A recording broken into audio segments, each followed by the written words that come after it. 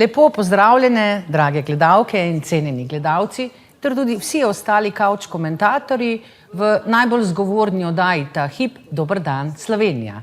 Moje ime je Katarina Kečak in v studiu pozdravljam svoji cenjeni kolegici Ano Marijo Mitić in Violeto Tomić. Pozdravljeni.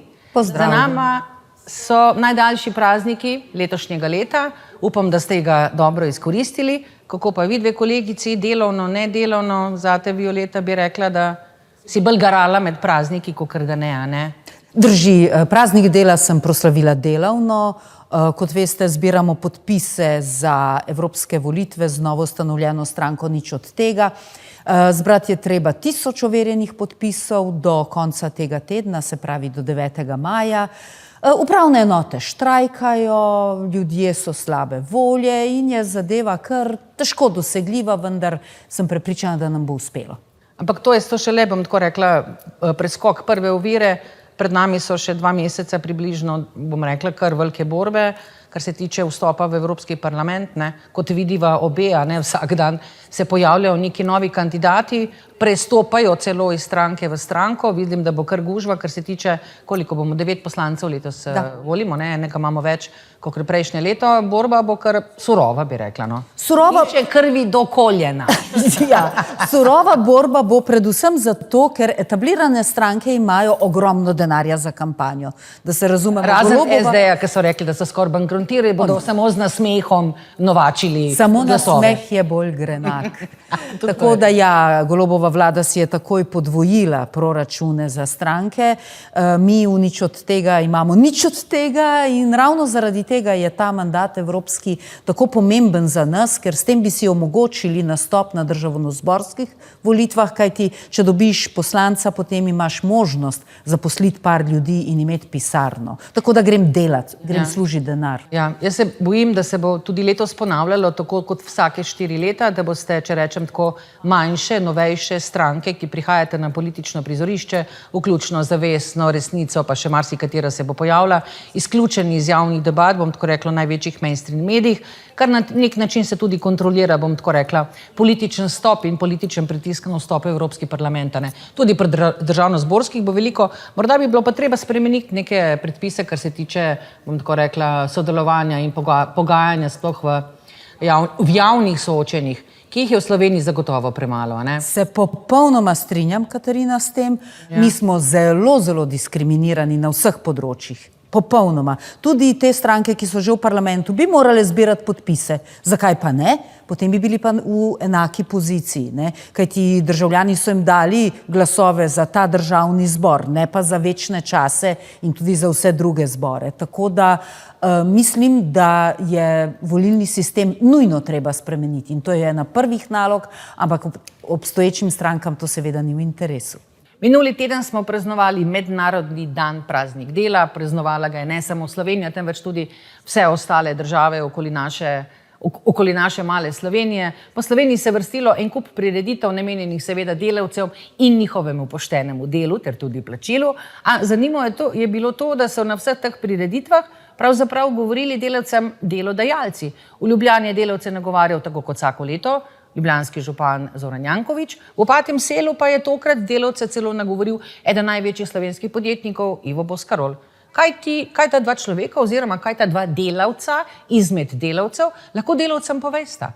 Jaz vidim, da so nam ti delodajalci, kapitalisti, tajkuni ukradli tudi delavski praznik. In največji absurd je, da so Ivo Boscarolu tako ploskali, da je komaj končal svoj govor. Se pravi, prekinjal ga je velikokrat in to ne zaradi žvižgov, ampak zaradi aplavzov. To pomeni, da smo tako zelo ponotranjili to svojo pozicijo ponižno, da smo veseli, da nam izkoriščevalci pošljajo vsaj kakšno drobtinico svoje bogato obložene mize. No, jaz nisem nič od tega ponotranila. Jaz sem sama svoj tako delodajalec, kakor delavec in sem sama sebi v tem prazniku delavstva namenila kar en tak lep govor, s katerim sem se strinjala in globoko aplaudirala.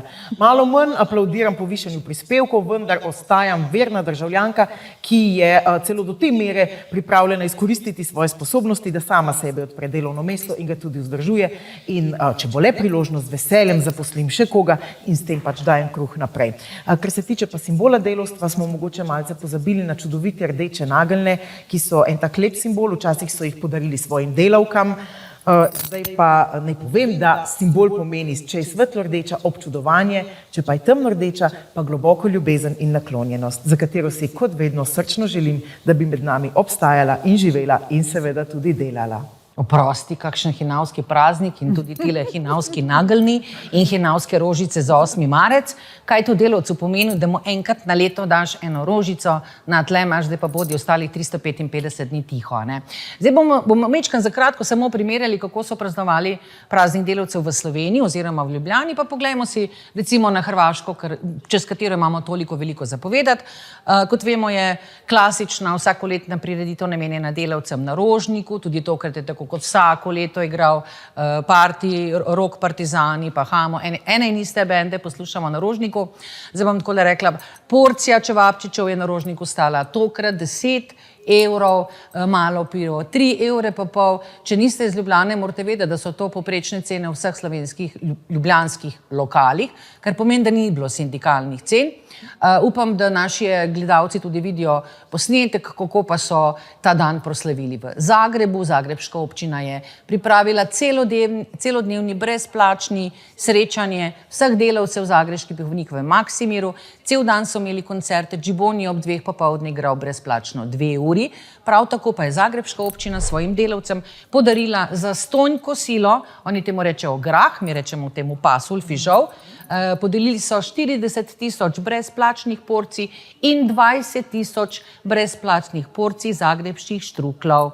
To pa je praznik. No, mislim, bom tako rekla, nočem veličati Zagreb, ampak se mi njihova gesta zdi dosti bolj primerna, prijazna delavca, vsaj za en dan, bom tako rekla, naj se brezplačno najemo, brez kakršnikoli skrbi, koliko bomo plačevali za to hrano. Ja, pa tudi veliko upokojencev je videti, ne? Tako kot je tudi v Zagrebu je bil. In prijatelj me je klical, da je šel samo po brezplačen grah in štrukle, da jih je svoji mami pripeljal in zelo gojijo ta običaj, se mi zdi zelo fajn, ne? Zelo lepo, Ne? zelo lepo. Lahko bi se naši zgledovali potem, ampak žal.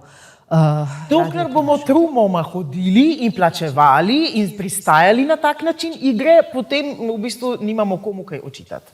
Vsako leto, to veste, ne, vsako leto je na Rožniku manj ljudi, vsako leto se udeležuje tega, bom rekla, pretiranega praznika in vsako leto manj slišimo o pravicah delavcev, ki jih izgubljamo vsako leto. Tako da računam drugo leto, da bo to mečkan malo bolj konstruktivno, ne? Tudi z novimi strankami, novimi političnimi pristopi v parlamentu. Samo še nekaj bi dodala, kar se mi zdi zelo pomembno. Elita je rajala na Rožniku, študentje in delavci pa so imeli protest 1. maja. Sicer je bilo zelo simptomatično, da so bili mladi borci za pravice delavcev tam v glavnem in pa izkoriščani tuji delavci. Tudi to, kar je zelo velika tema. O tem in še o marsičem, takoj čez nekaj minut. Na vrsti so reklame, trenutek za kontemplacijo, popravilo make-upa in pridemo nazaj. Ostanite z nami.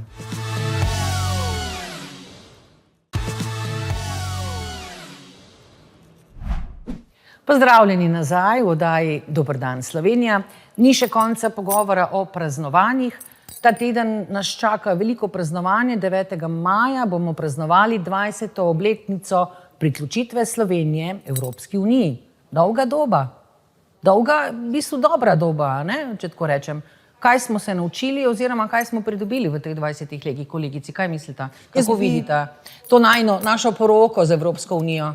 Jaz bi se raje vprašala, kaj smo vse izgubili. Pridobili smo nek skupni evropski prostor, jaz sem dokaj evroskeptična ali pa bolj evrokritična. No? Če vas spomnim, kako je bilo pri naši pridružitvi, mi smo iz Jugoslavije išli z svojim gospodarstvom, firmami, letalskimi družbami, svojimi bankami in potem smo v skupni evropski politiki morali najprej dokapitalizirati banke, potem jih pod ceno prodati, potem smo prodali vse, kar je bilo, tovarne, letališča, temu se je rekla privatizacija in si delili breme gospodarske krize Wall Streeta. Koliko smo zares dobili, je vprašanje, dobili smo evro, skupno evropsko valuto, meja naj ne bi bilo več, pa se o njih vse več razmišlja. Evropska unija takšna, kot je danes, ni tisto, kar so nam obljubljali ob vstopu in mislim, da je čas, da točno to naslovimo. Evropa preživlja težke čase in še težje čase. Jaz gledam tale, bom rekla, odnos Slovenije z Evropsko unijo, kakor pač zakon. Na začetku si zaljubljen, prve 3 leta je luštan, ko pričakuješ, da se bo ne vem kaj pozitivnega zgodilo. Po 20 letih pa se pokažejo temne strani, tako pri enem kot pri drugem zakoncu.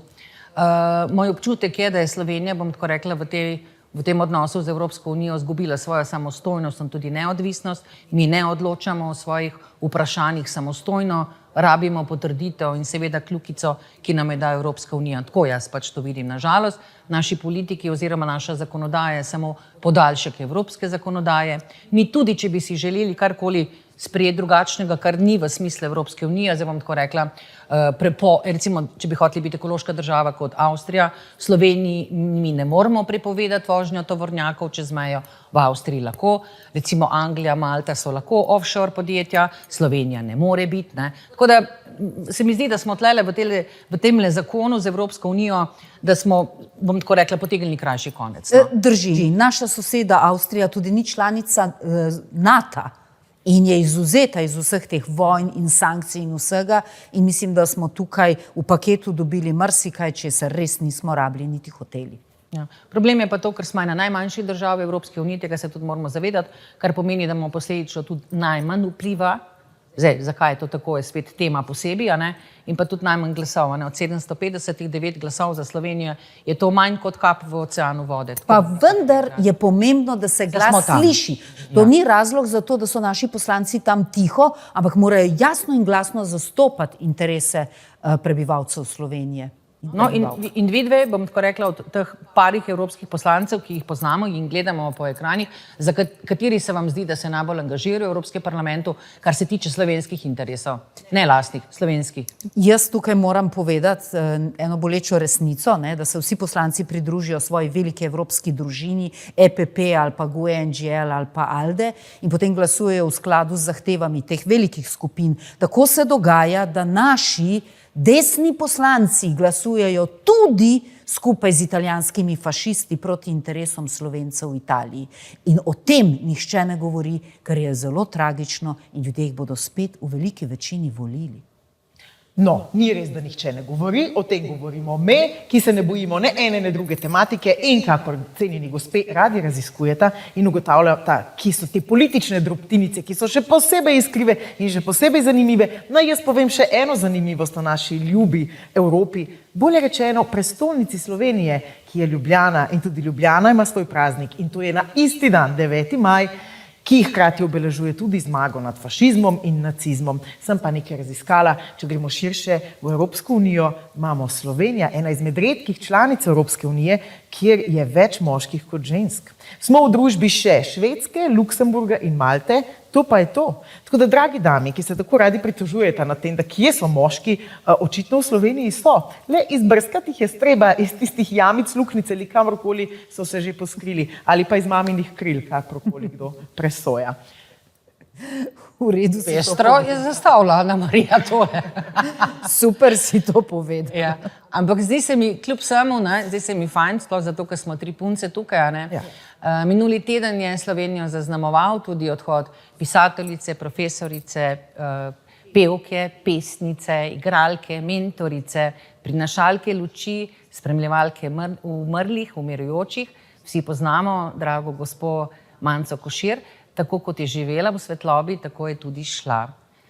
Kako ste vidve začutile ta njen odhod? Mene je tako, bom rekla, sem čutila toploto in sem zelo prijetno presenečena, ker je Manca tudi v smrti podaja svoja sporočila o tem, da smrt ne pomeni tragičen konec, ne želi si žalujočih in črnih oblačil, želi, da slavimo njen odhod čez Mavrico, če rečem temu, nekam na novo pot, prihodnost. ena redkih, bom tako rekla, znanih ljudi v Sloveniji, ki je umrla in ki svojo smrt, okoli svoje smrti ni naredila tenčico skrivnosti oziroma misterije. Ne? Res je, ona je demistificirala smrt. Ne? Ja. Tudi s to zadnjo fotografijo, ko je s hčerama in tako kot je njena misel, kakor živiš, tako tudi umreš, je velika tudi v tem, ne? V tem svojem odhajanju. Tako da, hvala.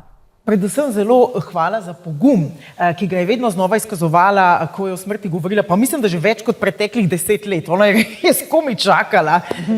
Ona se je dolgo časa borila z rakom in onkološki bolniki se pač moramo soočati vsake toliko s tem vprašanjem umrljivosti, zato ker nam ves čas na nek način trka na vrata. Ne? Ja, kar sem želela povedati, je, da je zelo pomembno, da se nekdo, ki je seveda ima to moč, ki ima ta glas, zato da je tudi na očeh javnosti, detabuizira smrt, spodbuja prostovoljstvo in seveda naslavljati teme, ki pogosto v ljudeh vzbujajo veliko strahu, nevednosti ali pa odpora. Če se o tem ne bomo pogovarjali, potem se pa ne bo zgodilo. In kot je sama velikokrat rekla, naslovila pljuskni življenje vame in ona se je vam potopila na bombico. Tako da ja, bombica sreče, veselja, optimizma in seveda strokovnosti, predvsem pa človečnosti, mislim, da se bo lepo poslovila v svojem slogu in da že veselo raja med dušami, ki so jo toplo, lepo in svetlo sprejeli. Sigurno. Ja. Njen pogreb bo javen, tako je sama zahtevala in želela in seveda tudi planirala leta. Pogreb bo celo oblečen, odet v bela oblačila, v nasprotju z našo slovensko, bom rekla, kulturo, ne, kjer smo navajeni, da se v črno oblačimo. Želi, da ne bi žalovali na njenem pogrebu, temveč da bi se veselili njenega odhoda v nove dogodivščine in spustili bodo 30 redkih metuljev, ki so bili vzgojeni prav to. Da bom tako rekla, ne bomo tukaj načrtovali svojih pogrebov, ampak rajše bi videla, da bi bil moj pogreb veselje ljudi, ki se družijo, kakor bom rekla, muka, pa trpljenje in nek joka. Ne? Jaz imam že musko izbrano za svoj pogreb, to že veste. Ajde, Ja, če ni skrivnost, ja. Crazy Diamond od Pink Floyda. Kaj bo šla truga, kaj, noter. Ja, kaj jo slišim, že zdaj jokam. Ja, kada sem že tam. Tudi Manca je imela že dolga leta zbrano pesem ne, Oliverja Dragojeviča, Vjeruj v ljubav, zato ker je bila ljubav po njenih pripovedih, besedah glavno lepilo našega življenja, ne, tako med nami, kot v naših družinah. Tako da hvala Manca za vse lepe besede, ki si nam jih dala v Sloveniji in da si nam odprla neka posebna vrata, skozi katera si nismo upali pokukati, ker nas je tako bolelo. Smrt in ljubezen sta vedno zlizani kot eno. Eros Thanatos, spomnimo se Gradnikove pesnitve. Pil sem te in ne izpil ljubezen, ko duhteče vino sladkih trt, užil sem te, da nisem bil več trezen in da nisem vedel, da si smrt. Zrl sem v strašne teme tvojih brezen in ker bil pogled je moj zastrt od bridkosti smrt, nisem vedel, da si najskrvnostnejša ljubezen. Wow. Tole bi skoraj zaslužilo en mali aplavz, ker si me tako prijetno presenetila, ne? Ampak zelo tako tih, da ne bomo motile naših mikrofonov. Res, hvala za ta res prijeten zaključek. O tem in še o marsičem, pa takoj čez nekaj minut. Pred nami so znova reklami, vzemite si kratek odmor in se vidimo čez minutko.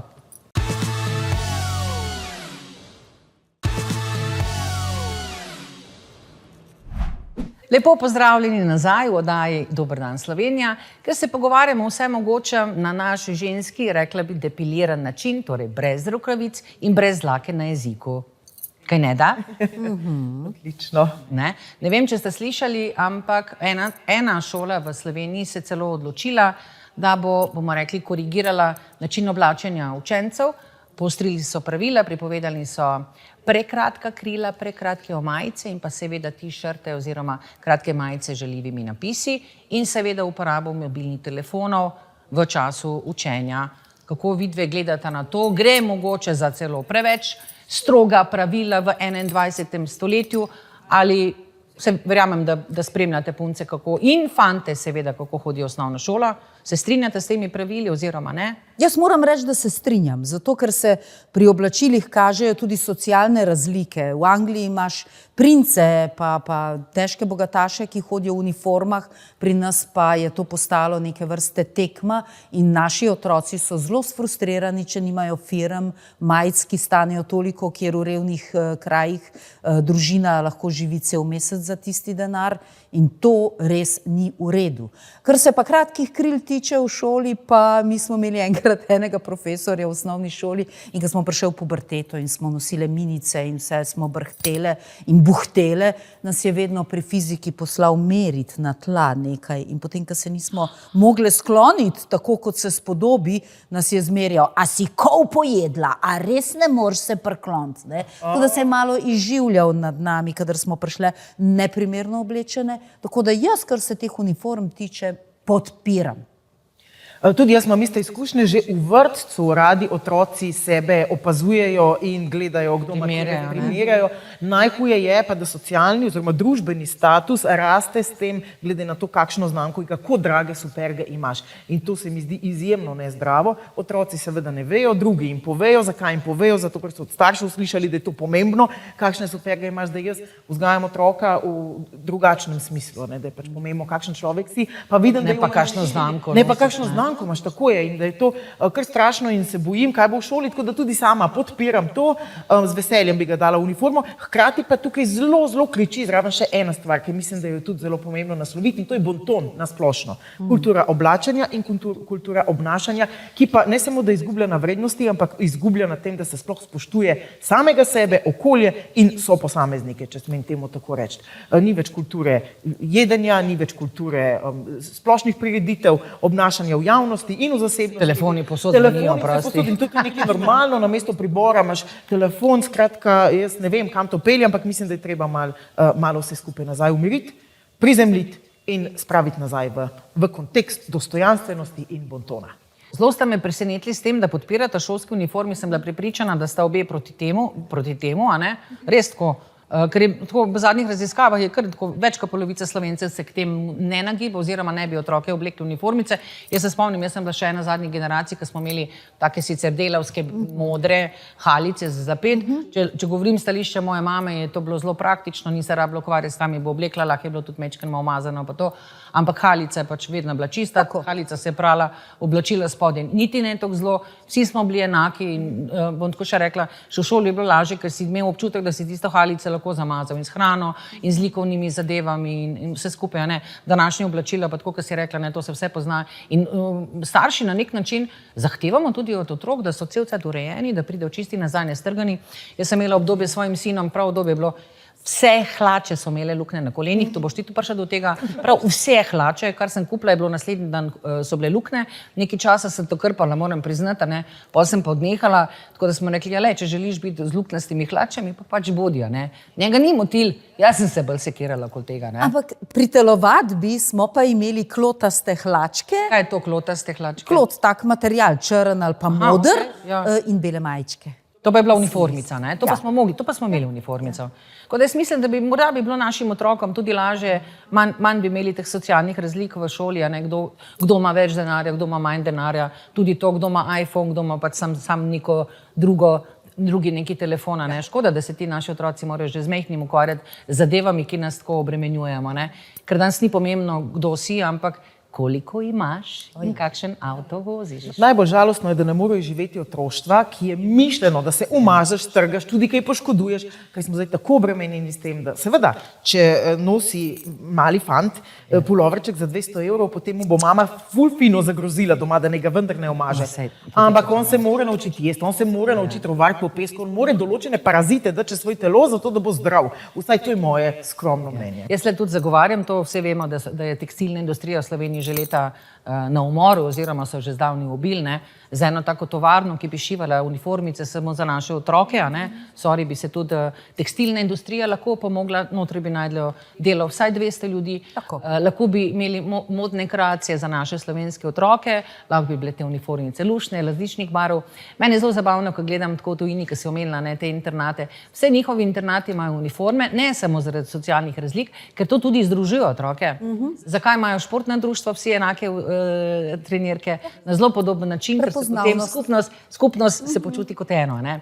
Ampak, ker smo ravno pri skupnosti in da si bomo danes večer tudi vsi počutili kot eno, ne? Ta teden se začne tudi parada kiča, ne? Takšnega in drugačnega, ne? Evrovizija, bom rekla tako, ne glede na to, da je to, bom rekla, najbolj nepomembna zadeva na svetu, kot je lahko možno, neko pevsko tekmovanje. Verjamem, da bo večina Slovencev, tako tudi Evropejcev, spremljala pač to tekmovanje, ki je sicer bolj politično kot glasbeno.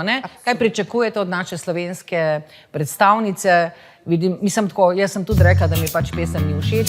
Poskušam me prepričati, da bi mogla pesem večkrat poslušati, da bi mi bila bolj všeč.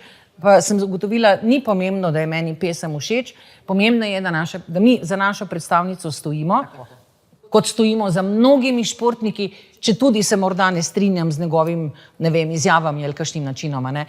Zanimivo, pri umetnosti se pa razdelimo tako. Pri športnikih v Slovenci skupaj držimo, kaj je pa umetnost v vprašanju, kakor v tej zgodbi, polovici Slovencem ni všeč, polovici je pa všeč. Kako pride do te razlike? Pa ne vem, vsak ima nekje pravico, da sodi, pa da ima svoj okus, ampak jaz mislim, da pri tekmovanjih moramo vsi stati za našim predstavnikom, vsi navijati za njo, ker ne gre za kvaliteto pesmi. Rekli smo že, da je to politično in gospodarsko in drugačno tekmovanje. Slovenija ta trenutek ni tako zelo zanimiva, da bi se uvrstila višje kot Izrael ali pa Ukrajina. Nikoli ni bila. In tudi nikoli ni Izrael bila. bo celo pel, a ni noro. Rusija pa ne. No, sej. To je pač politično vse namontirano, tako da žal res me ne zanima, kdo bo zmagal, ker vedno znova sem zgrožena, ne samo razočarana. Mene ne zanima, kdo bo zmagal, sam da mi ne bomo. Ker to bi pomenilo, da se v Sloveniji dogaja nekaj nevarnega. To bi bila velika drama. Ja, veš. Pa moraš se spomniti, da po zadnji zmagi Jugoslavije, torej zgodba Riva in zgodbi v Zagrebu, je Jugoslavija razpadla. No, tako, to je jasno. Jaz ne bi zdaj tlele. Evrovizija sporoča, na čigavi strani so in kaj podpirajo politično in kaj ne. Torej, držimo pesti za našo Raven in bomo izstali ob strani. Ne želimo ji pa seveda prevelikega uspeha, kajti vemo, da ga je zelo težko prenesti in da Fovšija tudi naredi svoje. Ja. Jaz si želim vse najboljše in uspeh in zmago in vse, kar si sama želi, predvsem pa, da bi v tem, po mojem psihofizično, zelo, zelo napornem obdobju, kar Evrovizija zagotovo je, sploh če nosiš težo prezentacije lastne države, ki zagotovo je velika odgovornost in seveda lastnega glasbenega ustvarjanja, kar Raven tudi je, ona ni zgolj samo pevka, ampak je ustvarjalka, glasbenica, vrhunska umetnica. Izobražena operna pevka. Tako in harfistka in mislim, da res se ne bomo nič ušteli, če bomo iskreno in z vsem srcem navijali za njo, pa naj nam je pesem všeč ali ne, kajti treba je tudi veliko poguma, da stopiš na tako zelo velik, največji, najbolj bleščeč oder in mislim, da si tukaj zasluži vsa našo moč in podporo nadaljavo, tako da srečno in uspešno. Če nam pa tokrat ne rata na Evrovizijo, pa predlagam, da naslednjo leto pošljemo kar našo predsednico Natašo Pirc Musar, ki zadnje mesece tako rada prepeva na vseh možnih javnih dogodkih in mislim, da bi bili zagotovo prva država, ki bi predstavila predsednico na izbor Eurosonga. Jaz mislim, da bi to zelo veliko težo dala temu prestižnemu tekmovanju. In odvetnico bivšega predsednika ZDA, ne? To so velike stvari. To je zelo velika politična teža. Če nam ne gre pač po pesmi, pa pač poskušajmo po politiki. Uživajte v Eurosongu, tudi tisti, ki boste gledali Ligo prvakov, prav tako uživajte. Zahvaljujem se vam za današnjo pozornost. Dragi kolegice, hvala za vaše iskrive misli. Mi se vidimo ponovno jutri ob istem času, na istem kanalu. Do takrat pa samo še lep pozdrav in nasvidenje Slovenija!